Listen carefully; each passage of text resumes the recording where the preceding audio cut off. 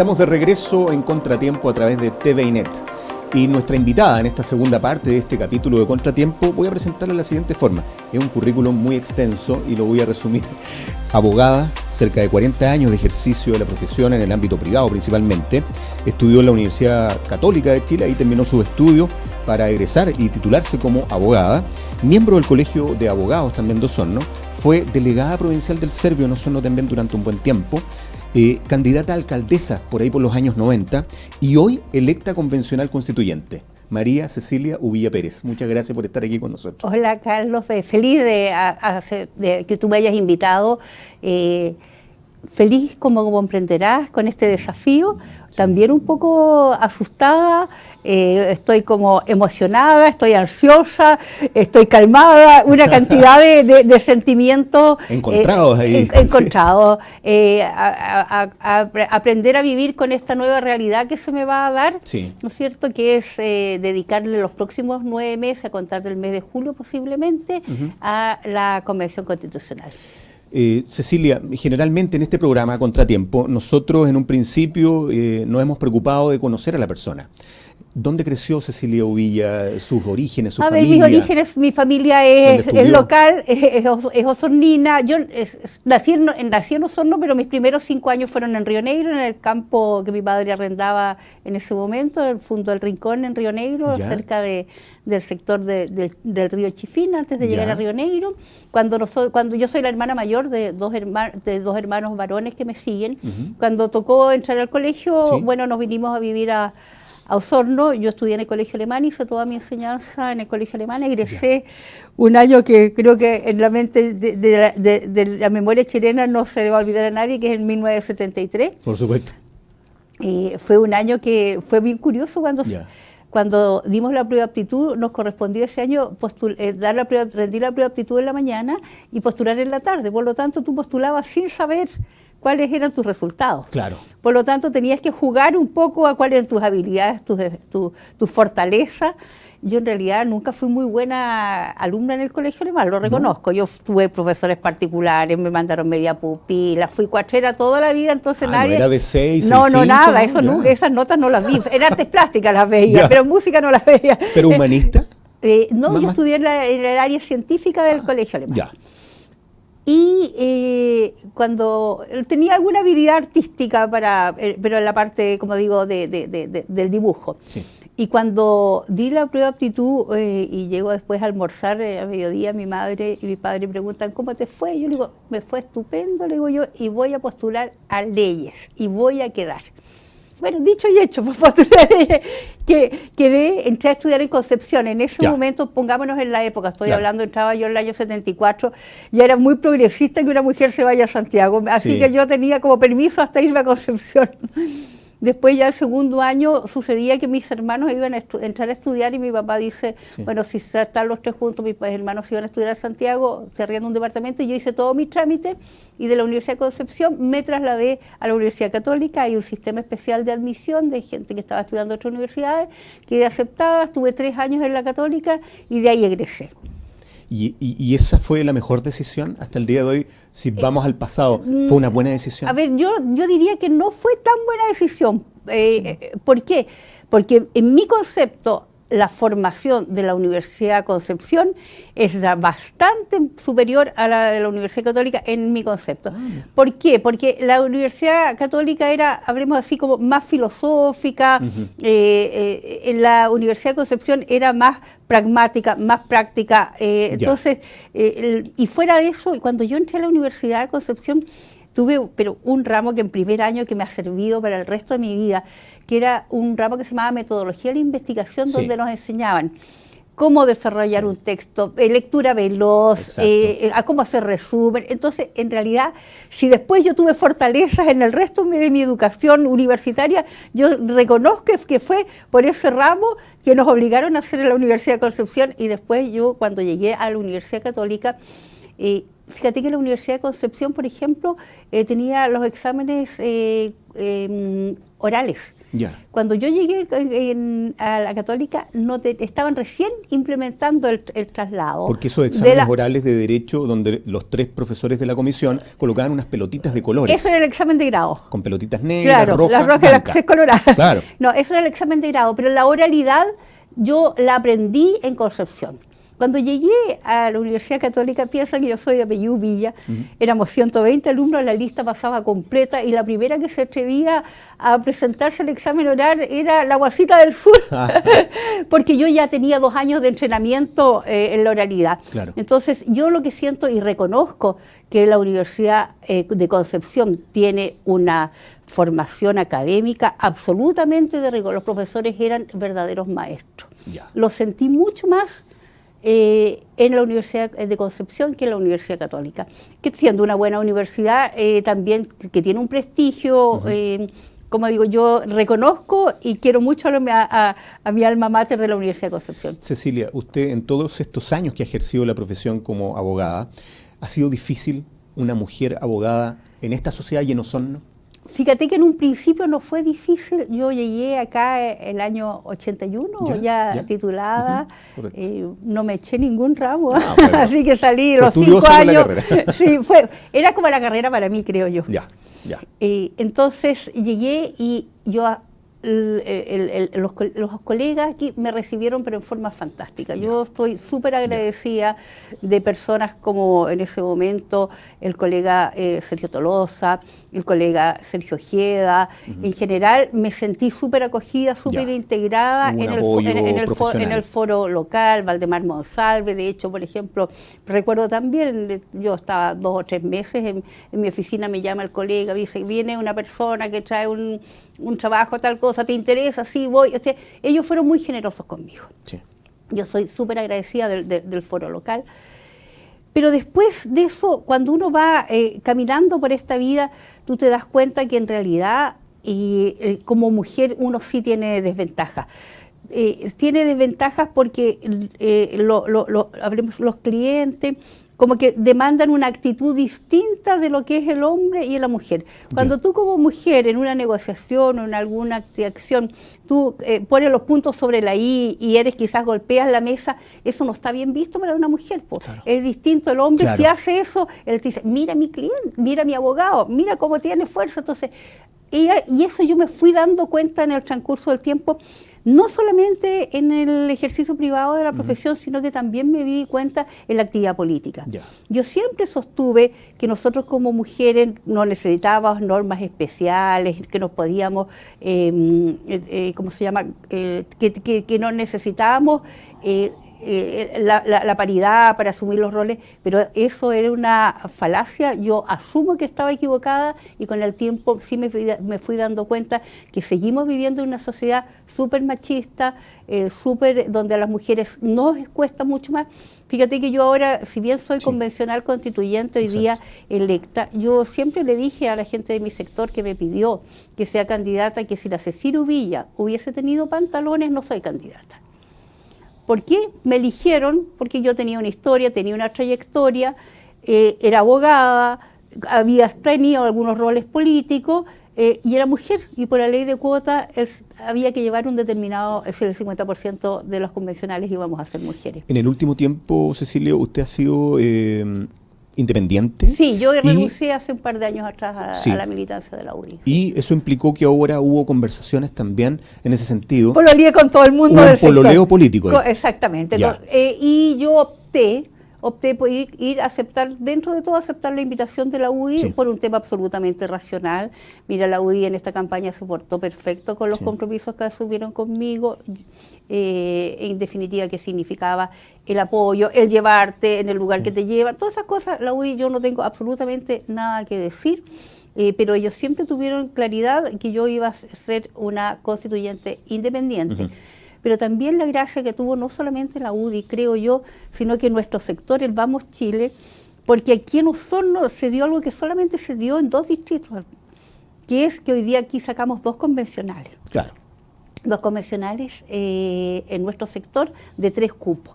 Porque aquí se construyó una lista inteligente, una lista racional con las personas que podíamos aportar votos a la lista. Usted fue electa con Harry Jürgensen. Exactamente. Y por otra lista, digamos, resultó electo Mario Vargas.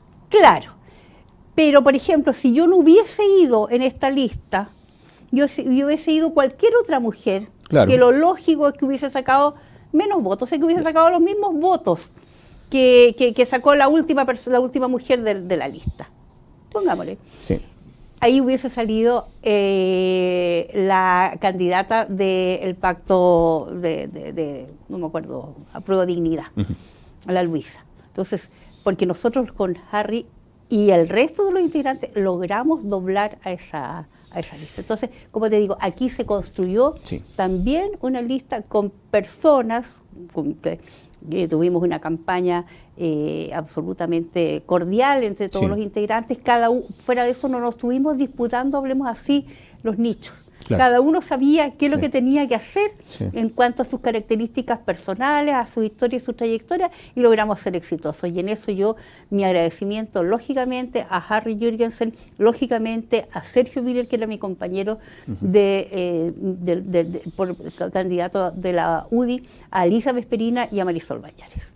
Esta misión, esta función tan importante que va a ser representante o convencional constituyente, 155 a nivel nacional. Usted es una más ya de ese número. Hasta que el Tribunal Calificador califique la elección, todavía estamos en ese espacio. Falta me parece que no hay impugnaciones. No, claro, exacto. Yo creo que debería andar bien, eso es lo que esperamos. Pero creo que de alguna forma va a ser también una tarea ardua. ¿Y por qué lo digo arduo? Porque para llegar a ese quórum de 2/3 y lograr acuerdos en un periodo de 9 meses, que es lo que se estipula, puede haber una prórroga de 3 meses más, llegar hasta un año, o sea, abril o julio del próximo año ya tener resultados con esta constitución política de la República de Chile que nos va a regir como Carta Magna. 37 convencionales constituyentes son oficialistas. Y para llegar a un acuerdo hay que tener más de 100, 105, 106, sacando los 2/3. Pero el resto es de oposición, el resto es independiente y 17 de pueblo originario. Por eso pregunto, ¿va a ser una tarea ardua llegar a acuerdo? Yo no hago ese análisis, yo hago el análisis que en general, no solamente los que salimos electos, sino que también los que fueron candidatos, son personas que lo único que quieren, ¿no es cierto?, es el bien para nuestra patria y el bien para Chile. Y que tenemos un mandato y una obligación y una responsabilidad que sacar adelante esa Constitución. Por eso que yo siento que todos tenemos que poner de nuestra parte para construir los acuerdos. Yo siempre lo dije dentro de la campaña, yo era una constituyente que no tenía un programa, hablemos así oficial, que yo quiero del derecho social, tal. Yo siempre dije que yo colocaba a disposición de la comunidad del Distrito 25 esa capacidad de sentarme a conversar, de construir acuerdos, de cruzar todos los caminos, todos los puentes que sean necesarios para llegar a un acuerdo, porque nosotros no podemos hoy día darnos el lujo de despreciar esa oportunidad. El país nos está demandando esa responsabilidad. Por lo tanto, yo siento que, si bien en forma mediática hay algunos personajes que algunos se sienten quizás un polilla o ven la oportunidad de hacer noticia con cualquier exabrupto, yo creo que la gran mayoría no está en esa parada. Yo creo que la gran mayoría está en esto, de que si bien uno tiene principios, valores y tiene anhelos que sí se establezcan en la Constitución, tenemos que estar dispuestos, ¿no es cierto?, a pedir, pero también tenemos que estar dispuestos a ceder y llegar a acuerdos. Punto 1. Punto 2, yo lo que siento que nosotros tenemos que ponerle a este trabajo el acelerador a fondo. Yo parto que no nos podemos pasar 3 meses discutiendo el reglamento. Tenemos que someternos a los principios constitucionales y a la norma que nos mandata y nos puso en este cargo. Y lo primero es hacer un reglamento, tener presidente, vicepresidente. Lo único que está es el presidente y el vicepresidente. Claro. No hay más cargo. Entonces, pero tenemos que someternos al principio de la legalidad. Por lo tanto, ponerle el acelerador a fondo para tratar esto. Tenemos que tener una gestión, según mi forma de ver, absolutamente transparente. Tiene que ser necesariamente participativa. Nosotros tenemos que ver el canal, la instancia de recoger e informar a nuestra comunidad de lo que estamos desarrollando en esta convención. Y también yo siento que tiene que ser en cuanto una acción, como te dijese, muy es decir, exenta de privilegios. Nosotros tenemos que ser muy austeros en esto. Si yo empezara a pensar de que esto se va a dilatar 2 años, ¿qué me va a decir la gente? Va a tener 2 años más. No, justamente yo por lo menos estoy en que tenemos que tener una gestión absolutamente austera. Yo no voy a ser una constituyente que esté luchando por oficinas, por viáticos, por asuntos. Eso no es un tema. Yo no estoy mandatada para esto. Yo estoy mandatada para escribir y ser parte de quienes van a escribir esta nueva entrevista. Y esa propuesta de constitución va a además tener un plebiscito. El plebiscito de salida. Entonces, por eso, ojalá logremos coescribirla en los 9 meses. Ya, si está considerado los 3 meses de prórroga, pero ahí, ese es nuestro mandato, y ahí se agota.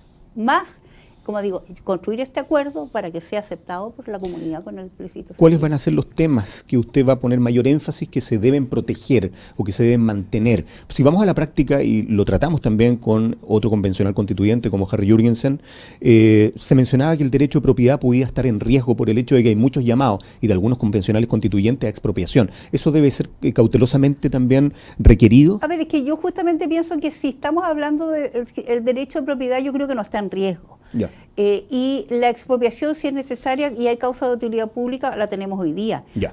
Afortunadamente, la Constitución del 80 justamente una de las cosas que garantiza el derecho a la propiedad y lo protege, y también lo que te dice, que no lo decía antes y que la gente le tenía mucho miedo, las expropiaciones, sí. Porque la expropiación no puede ser por una razón arbitraria del Estado, sino que la expropiación tiene que tener una causa de utilidad pública.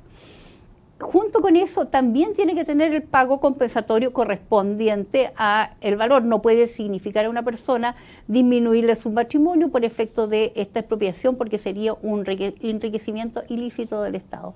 Pero más importante que el derecho a propiedad, aquí hay el respeto al derecho a la vida, la separación de los poderes, autonomía de determinadas instituciones. Centrarse en el individuo, en el ciudadano. Exactamente, eso, en la persona humana. Entonces, yo creo que eso se va a mantener en nuestra Constitución. Lo que quizás va a ser un poco más discutible, yo tengo una visión bastante amplia, por ejemplo, en el tema de los derechos sociales. Ya. Si dicen que hay que mantener, y la gente de repente tiene una nómina de derecho, un listado de derechos sociales, yo lo analizaré, daré mi opinión en cuál estimo que sí es pertinente que esté consagrado constitucionalmente, pero yo creo que no todos los derechos pueden estar consagrados, porque fuera de eso no sacamos nada de consagrar constitucionalmente determinados derechos si el Estado y los órganos del Estado no son capaces de hacer realidad esos derechos consagrados constitucionalmente. No pueden quedar en una letra, en una muestra. Por lo tanto, hay una quizás debilidad en lo que es la Constitución, que se debe abordar de deberes también y de un Estado más facilitador. Eso absolutamente. O sea, yo en general lo que siento es que no hay derechos sin obligaciones. Fíjate que hace un par de días en un programa radial alguien me preguntaba, por ejemplo, por el tema del voto obligatorio. Así es. Y yo hacía la siguiente reflexión. O sea, yo siempre estuve pensando que lo que había que fue mala decisión el tener un voto voluntario. Lo vimos reflejado en esta última elección. Claro, pero si de hecho se logró esa libertad, encuentro que retroceder sin argumentos que me digan por qué tengo que tener el voto obligatorio, yo creo que yo en vez de hacer obligatorio el voto, hiciera obligatorio las clases de educación cívica de nuestros estudiantes desde kinder hasta cuarto y después la universidad también. Es una forma, enseñémosle al ciudadano a ser responsable. Qué buenas eran esas clases, esa asignatura de educación cívica que uno en algún momento tuvo en el colegio. De hecho, a mí me hacía las clases en el colegio una persona que fue... don Hugo Faúndez, que fue laboral muchos años aquí en Osorno. Sí. Fíjate que él fue del trabajo que a mí me tocó hacer la práctica cuando don Hugo Faúndez falleció hace poco. Pero, por ejemplo, tengo recuerdos de lo siguiente. Él era un juez que se anticipaba a qué cosa, fuera de que nos hacía las clases de educación cívica, y yo tengo muchos recuerdos, y él siempre me decía, Cecilia, tú eres abogado por todo lo que te enseñé, magistrado. Pero después de eso, cuando me tocó hacer la práctica y después tramitar un poco en laboral, él era un juez que se destacaba por llegar a acuerdos, por hacer mediaciones entre las partes, y nunca yo le conocí en esos años una sentencia al juez Faúndez porque él llegaba a acuerdos. Cuando yo hice mi informe de práctica, después el colegio de abogados que me revisaba mi informe de práctica me dice, ¿sabe qué más? Me bajó la nota del informe porque me dice... es que usted no terminó los juicios, pero es que con el juez Faúndez era imposible. Pero hoy día justamente la mediación extrajudicial o ya la instancia de mediación es una forma de resolver los conflictos. ¿Y por qué es buena la mediación? Es buena porque la resolución la toman las partes, el juez o el mediador guía, por lo tanto te produce... no te produce ganadores y perdedores. Y no es forzoso además. No es forzoso. Este señor hace 40 años, pucha que era inteligente don Hugo Faúndez, y mi reconocimiento. Y a propósito de eso, Cecilia, la Constitución Política de la República de Chile del año 80 y que rige hasta el día de hoy, se ha hablado mucho quizás en algunos conceptos que se ha hasta tildado de populista cuando algún sector y hasta convencionales constituyentes en sus campañas hablaban de la Constitución, del gobierno militar y del general Pinochet. Sin embargo, aclarar respecto de que ha tenido esos 136 artículos modificaciones. Se hablaba de cerca de 54, pero ¿cuál es su visión respecto a eso? A ver, lógicamente la Constitución actual no es la Constitución del 80, no es la Constitución que inspiró Jaime Guzmán, que redactó la Comisión Ortúzar. Yo ahora cuando fui candidata, una de las primeras cosas que hice fue imprimir el texto actual, lo bajé de la Biblioteca del Congreso, que es una maravilla, que tenemos la tecnología, el texto actual de la Constitución Política. Y del primer artículo al último no hay ningún artículo que no esté modificado. Por lo tanto, esta no es la Constitución de Pinochet. ¿Todos están modificados? ¿Todos los artículos han sido modificados? Sí, todos los artículos. No hay ninguno que sea original. Punto uno. Pero por otro lado, es lógico que eso haya ocurrido. Si nosotros, como tenemos una Constitución, ¿no es cierto?, que en algunas partes quizás es bastante reglamentaria, la vida va cambiando, la historia va cambiando y lógicamente las constituciones requieren modificaciones, adaptaciones, que era lo que yo pensaba cuando yo estuve por el rechazo, justamente reconociendo que nuestra actual Carta Fundamental requería reformas. Nunca pensé que tendría que ser violenta, yo pensé que tenía que ser algo que tenía que haberse ido paulatinamente, ir modificando. Hay instituciones en nuestra Carta Fundamental, como es el Banco Central, donde diría que casi el 90 o más por ciento de los convencionales constituyentes estamos de acuerdo, que le ha dado estabilidad, certeza económica a nuestro país. ¿Por qué vamos a modificar algo que ha funcionado bien? Para mi gusto me parece que es absurdo. Sí. Aquí, claro, hay un tema que tiene que ver con el tema, yo hablo de la pirotecnia política, y suena bien la Constitución del 80, la Constitución de Pinochet, pero hoy día no, o sea, si de hecho el presidente Lagos, ¿no es cierto?, la rubricó nuevamente, hoy día el texto tiene la rúbrica del presidente Lagos. ¿Qué es lo que sí tenemos que modificar de repente? Determinados espíritus que quizás no están en forma expresa en la Constitución, pero sí se trasuntan en determinadas instituciones. Pero yo insisto que creo que más importante que la norma fundamental, nosotros tenemos que es una obligación de todos, ser bastante más responsables, de tener un compromiso, el tema de la educación, la formación, los valores, el esfuerzo. Yo siento que nosotros tenemos que de alguna forma mejorar el alma ciudadana. Fíjate que yo te escuchaba, Marcelo, un poco antes y él hablaba del tema de los bonos. Yo tengo, fíjate, la certeza que la gente no es efectivo que la gente no quiera trabajar por el bono. Sí, bueno, Marcelo Luch planteaba porque yo creo que la gente no quiere trabajar. No, eso no es verdad. O sea, todo el mundo quiere tener la oportunidad del trabajo. Yo creo que lo tenemos absolutamente. Posiblemente hay una brecha muy amplia también entre los recursos o los sueldos de algunos y de otros. Bueno, eso es una realidad. Eso es una realidad que lógicamente, o sea, sí. Aquí la gente salió a marchar, si tuvimos el famoso estallido social, o como quieran, algunos lo llaman estallido social, otros lo llaman de estallido delictual, pero al final tiene que ver, ¿no es cierto?, el punto de que tú mires, la óptica donde uno está mirando, cambia totalmente la visión. Y es indudable, la gente no salió a marchar por la pobreza.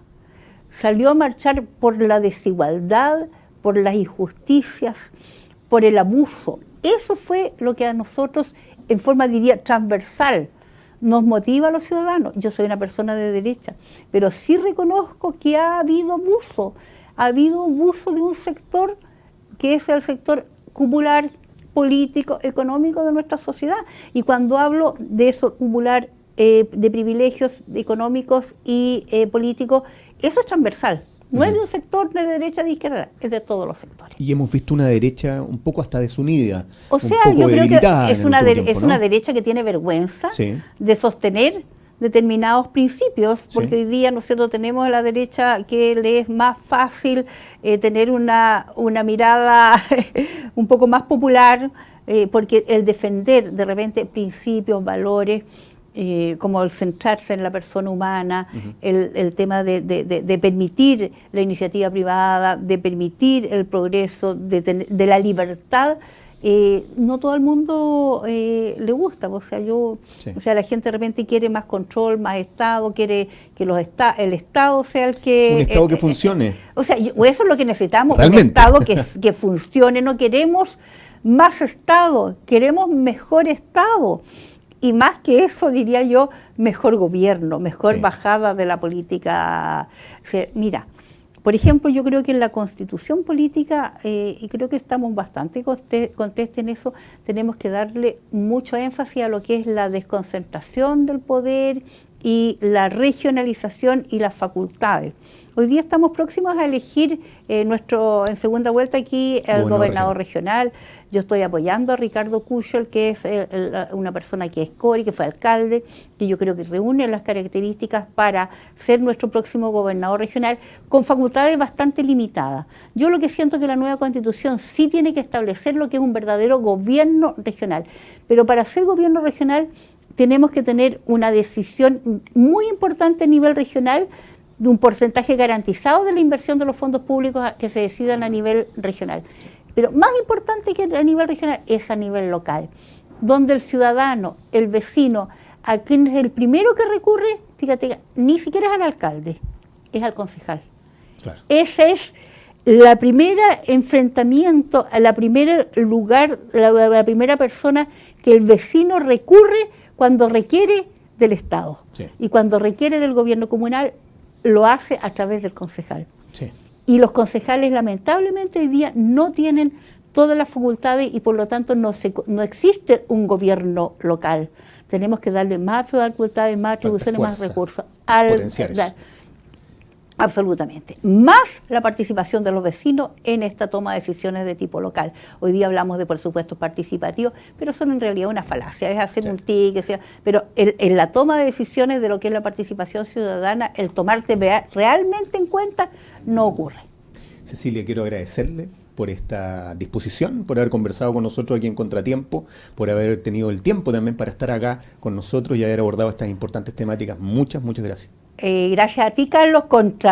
Contratiempo, contra viento y marea, voy a estar presente las veces que sea necesario. Para nosotros es muy importante la posibilidad de que los ciudadanos del Distrito 25 nos conozcan, vayan confiando en nosotros, sepan cuáles son nuestras propuestas y en qué estamos hoy día abocados. Y eso es importante, aquí, electa, convencional, constituyente, con nosotros en Contratiempo a través de TVNet, es bueno conocer la persona y también el rol que va a ejercer. A ustedes, por supuesto, nuestros seguidores, nuestros televidentes, muchas gracias, cada miércoles acompañándonos en Contratiempo. Quiero también mencionar seguidores que nos han hecho saber también que nos siguen a través de diferentes plataformas, España, Argentina, San Martín de los Andes, diferentes partes de la región de los lagos, también Valdivia, Puerto Montt y Santiago. Muchas gracias a todos ustedes, seguiremos cada semana, cada miércoles aquí en Contratiempo. Sigamos cuidándonos, la responsabilidad es compartida. Muchas gracias.